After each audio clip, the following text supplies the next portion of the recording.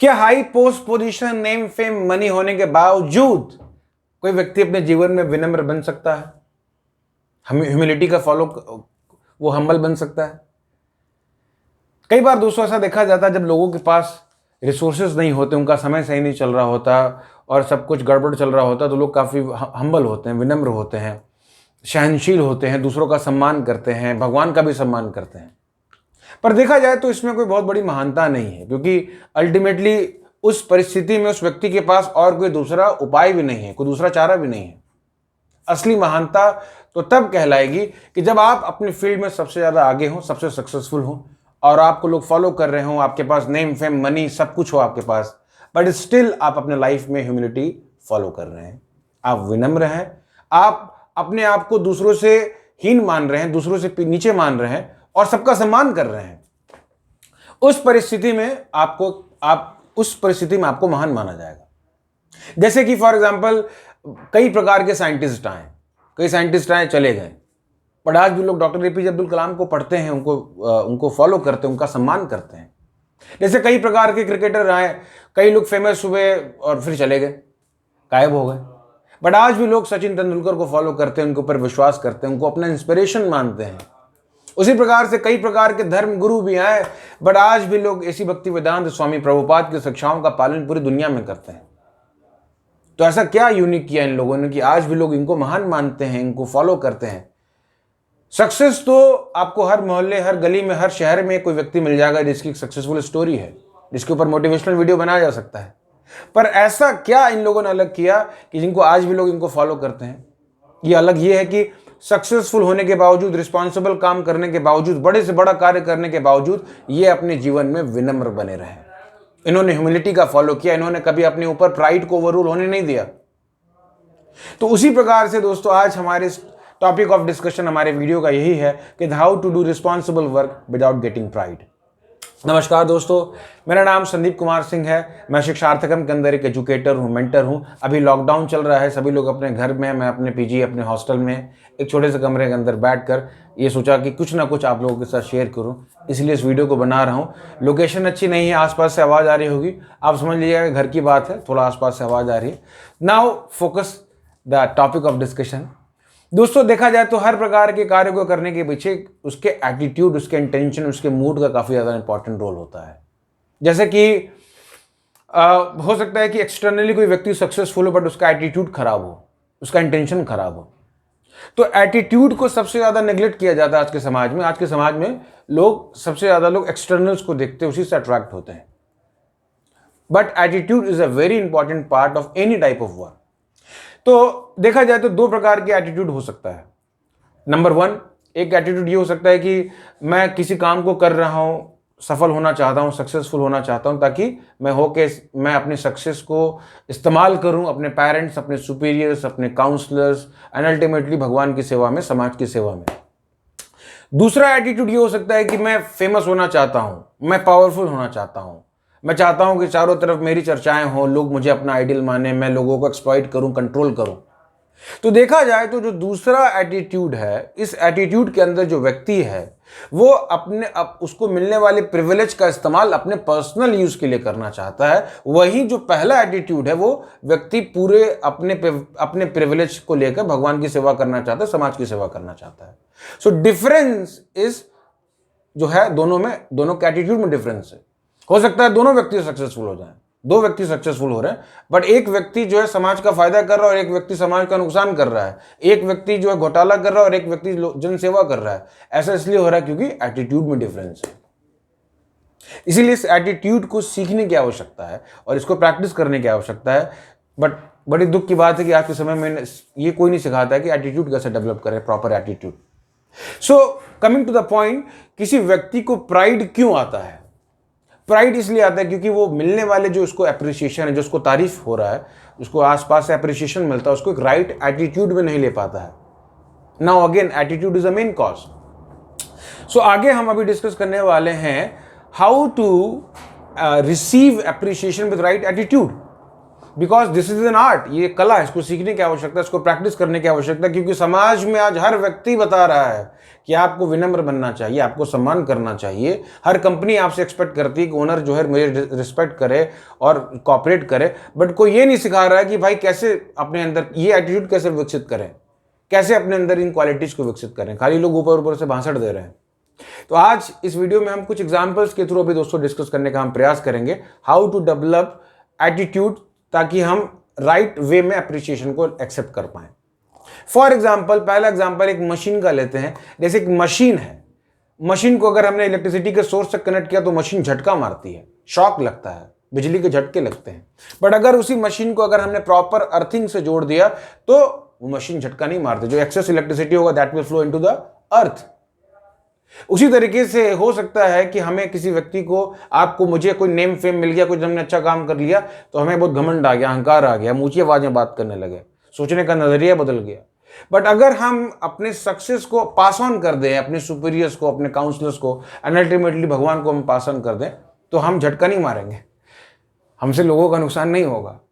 जैसे एक बैंक में कैशियर होता है, तो कैशियर जो है दिन भर पैसा गिनता रहता है, 10 लाख 20 लाख 50 लाख डेली काउंट करता है, बट वो तनख्वाह 50,000 रुपये महीने की तनख्वाह लेता है। बाकी जो पैसा है वो पास ऑन कर देता है बैंक का, जिसका पैसा है उसको ट्रांसफर किया जाता है। तो that is the point. So point is that we should become like a super conductor. Super conductor बोले तो ऐसा कंडक्टर जिसके अंदर से कोई रेजिस्टेंस ना हो, पूरा 100% इलेक्ट्रिसिटी इनपुट जितना उतना आउटपुट हो। उसी तरीके से हमें कोई सक्सेस मिला, फेम मिला, अप्रिसिएशन मिला, तारीफ मिला, उसको पास ऑन करने का अपने सुपीरियर्स को, अपने टीचर्स, काउंसलर और भगवान को। But the resistance, that is a pride, pride is acting like a resistance, और वो that is making us opaque ना, that is a problem. So we should try to become like a super conductor, not like a opaque. ये example याद कर सकते हैं, that we should become like a super conductor, that is very wonderful example.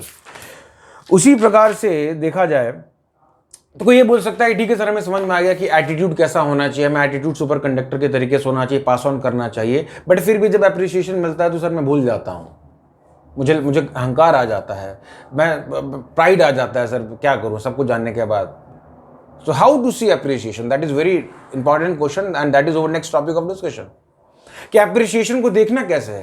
जैसे दोस्तों, सबसे पहली चीज हमें और आपको यह समझने की आवश्यकता है कि जो भी हमारा मेंटल, फिजिकल, इंटेलेक्चुअल जो भी हमारा स्ट्रेंथ है, ये हमने और आपने नहीं बनाया है।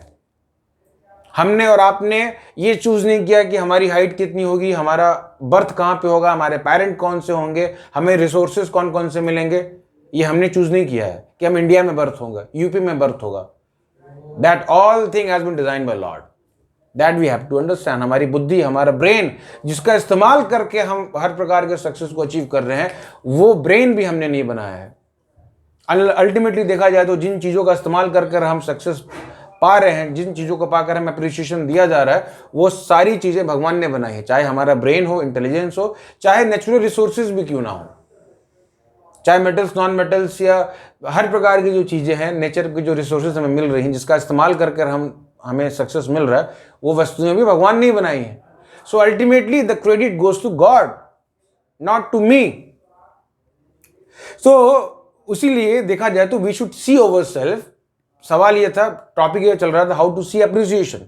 सो अप्रिसिएशन अगर हमें मिल रहा है तो we should see that okay, I am this the medium of God, ultimately cause, ultimately कारण is God and I am his medium.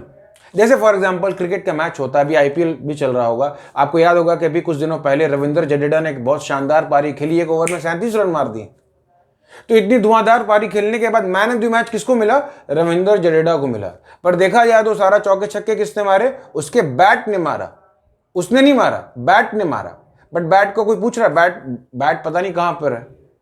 No one is asking for the bat, everyone is asking for Ravindra Jadeja. Why? Because we know that bat is useless. एक बल्लेबाज के इस्तेमाल के बिना बल्ला एक लकड़ी का टुकड़ा और कुछ नहीं है।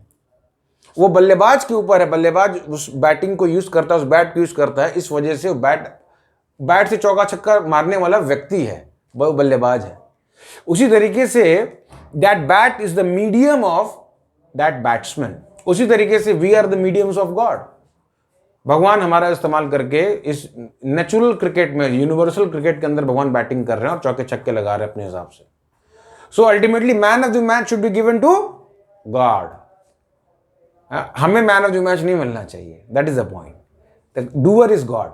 सो ये जो एप्रिसिएशन को इस तरीके से हमें देखना चाहिए कि ultimately everything is coming from the God and everything belongs to the God. जो अप्रिसिएशन, जो तारीफ मिल रहा है, ये भी भगवान को जाता है। ये जो मेरी सुंदरता की जो लोग तारीफ कर रहे हैं, मेरे इंटेलिजेंस की जो तारीफ कर रहे हैं, ये भगवान की तारीफ कर रहे हैं, क्योंकि मैंने नहीं बनाया है, मेरा कोई कंट्रीब्यूशन नहीं है। मैंने नहीं बोला था कि ये ऐसा, मेरी आंखें यहाँ रहेंगी, मेरा चेहरा यहाँ रहेगा, मेरी बुद्धि ऐसी होनी चाहिए। No, everything has been given by God, so appreciation should be gone to God. कोई कह सकता है ठीक है सर, समझ में आ गया कि हमें मीडियम है, भगवान अल्टीमेट कॉज है, हमें we are just like a medium, but फिर भी सर हमें कनेक्शन समझ में नहीं आता कि कहाँ भगवान का कनेक्शन हमारी लाइफ में है, कहाँ भगवान का कनेक्शन हमारी सक्सेस में है। तो एक एग्जाम्पल, एक एनालॉजी के थ्रू दोस्तों हम इसको समझने का प्रयास करेंगे। जैसे फॉर एग्जाम्पल एक रूम है छोटा सा, इसके अंदर मैं वीडियो बना रहा हूँ, आप भी एक रूम के अंदर होंगे। कोई व्यक्ति आके दरवाजे पर ठकठकाता है और मैं जाकर दरवाजा खोलने जाता हूं, तो मैं अपनी 2 उंगलियों से, एक अंगूठे से और एक 4 फिंगर से दरवाजे की सिटकनी को खोलता हूं। तो 3 तरीके के केसेस हो सकते हैं। कोई व्यक्ति कह सकता है कि अच्छा, इस व्यक्ति के 2 उंगलियों ने दरवाजा खोला है। कोई कह सकता है नहीं नहीं नहीं, उंगलियों ने नहीं खोला, उसके हाथ ने खोला है। फिर कह सकता है नहीं नहीं नहीं नहीं नहीं नहीं, हाथ ने भी नहीं खोला है, उस व्यक्ति ने खोला है, मतलब मैंने खोला है। तो देखा जाए दोस्तों, तो किसने खोला है यह समझने की आवश्यकता है। उंगली ने खोला है, हाथ ने खोला है, या व्यक्ति ने खोला है। तो दैट इज द पॉइंट। उंगली तभी काम कर सकती जब वो हाथ से कनेक्टेड हो, हाथ तभी काम कर सकता जब व्यक्ति से कनेक्टेड हो। अगर वो उंगली हाथ से डिसकनेक्टेड हो तो उंगली का कोई काम नहीं है, अगर व्यक्ति से डिसकनेक्टेड हो तो हाथ का कोई काम नहीं है। उसी प्रकार से हो सकता है कि हम अपने लाइफ में कुछ सक्सेस पा रहे हो, नेम फेम, आईटी के एग्जाम निकाल रहे हो, किसी कंपनी में बड़ा पोस्ट पोजीशन पर हम पहुंच रहे हो, कंपिटिटिव एग्जाम्स में निकाल रहे हो, बट उसके पीछे का जो कॉज है, we are just like the fingers. हाँ, हम फिंगर्स हैं। उसी तरीके से हम अपने पेरेंट्स, टीचर, काउंसलर्स और जो कई लोगों के हेल्प की वजह से हम इस लेवल तक पहुंचे हैं। An ultimate cause, the ultimate source of everything is the God. That's why in scriptures भगवान को क्या बोला गया है? सर्व कारण कारणम, he is the cause of every cause. हो सकता है मैं immediate cause हूं, but I am not the original cause. There are 2 type of cause. One is immediate cause and one is the original cause. So सर्व कारण कारणम is Govinda. He is the Supreme Lord Krishna. It has been told in Brahma Samhita. तो इस तरीके से हमें समझने की आवश्यकता है कि आई एम नॉट द सर्व कारण कारणम, और इस तरीके से we should try to see the connection of God in our life.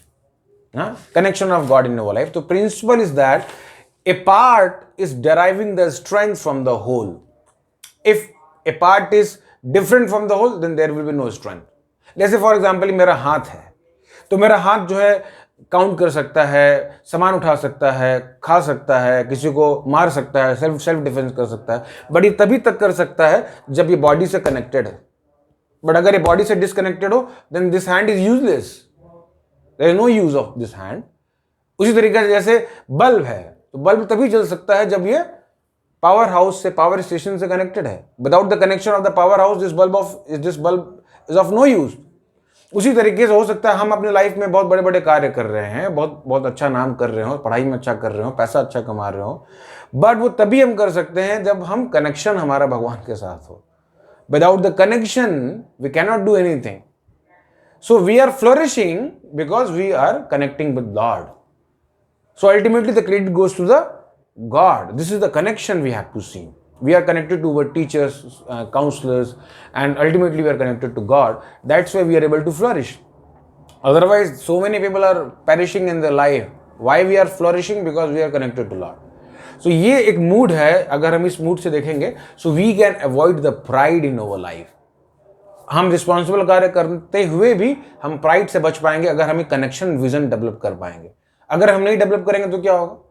तो we will get madden by success, illusion, prisoner of success ना, उस सक्सेस के गुलाम हो जाएंगे, उसके अधीन हो जाएंगे, पफ्ड अप हो जाएंगे, अहंकार में आ जाएंगे, डिस्ट्रैक्टेड हो जाएंगे, अपने से नीचे वाले लोगों को एक्सप्लॉइट करने लगेंगे, ईगो में रहने लगेंगे, लोगों का डिसरिस्पेक्ट करने लगेंगे, अपने टीचर्स, अपने पेरेंट्स, इवन अपने गुरु, इवन अपने भगवान का भी हम डिसरिस्पेक्ट करेंगे if we are not able to see this connection. But अगर हम ये कनेक्शन, ये विजन देख पा रहे हैं तो हम बड़े से बड़ा कार्य करने के बाद भी हम अपने लाइफ में हम्बल, विनम्र रह के बड़ा से बड़ा कार्य कर सकते हैं. So that connection we have to develop.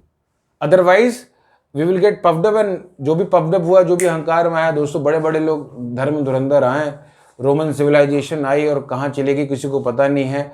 Sikandar से लेकर अलेक्जेंडर आए, कहाँ चले गए आज किसी को कुछ पता नहीं है. तो आप और हम क्या हैं? हाँ. So ultimately the point is that जिन लोगों ने अपने लाइफ में ह्यूमिलिटी का प्रैक्टिस किया है और अल्टीमेटली गॉड कॉन्शियस होकर अगर उन्होंने काम को किया है, then these person are memorable. लोग इनको याद करते हैं, उनको फॉलो करते हैं. सो ये विजन तभी डेवलप हो पाएगा जब हम अपने लाइफ में कुछ समय निकाल कर अगर हम स्पिरिचुअलिटी को प्रैक्टिस करते हैं, भगवद गीता, श्रीमद् भागवतम जैसे ग्रंथों को हम पढ़ते हैं, अपने लाइफ में कुछ समय निकाल कर, if we are chanting, if we are doing mantra meditation, if we are hearing words of wisdom from superiors and saintly person, then we can develop this vision in our life. और ये vision develop करने के बाद we can do biggest of the biggest thing. We can do so many responsible work, but at the same time we are doing everything just like the medium of God, as a servant of God, and we can serve the God, we can serve our superiors and serve the whole humanity in this way. We will not exploit the nature, we will not exploit the people if we develop this small mindset. And that mindset will develop when we read, when we chant, when we hear, and when we associate with devotees. So we hope दोस्तों कि ये video आप लोग को it will ज़रूर आपके कुछ ना कुछ काम आएगा. दैट इज़ हमारे चैनल का नाम ही है spirituality applied. So please apply this concept in your life, and if you have any questions regarding this, please call me और message me. Thank you very much. Covid pandemic is going on, please be safe and please pray for all over, सारे humanity के लिए, सभी लोगों के लिए pray करिए. We also pray for you, you also pray for us, and we both of us मिल के हम सभी ह्यूमैनिटी के लिए प्रे करेंगे. Thank you very much. Hare Krishna.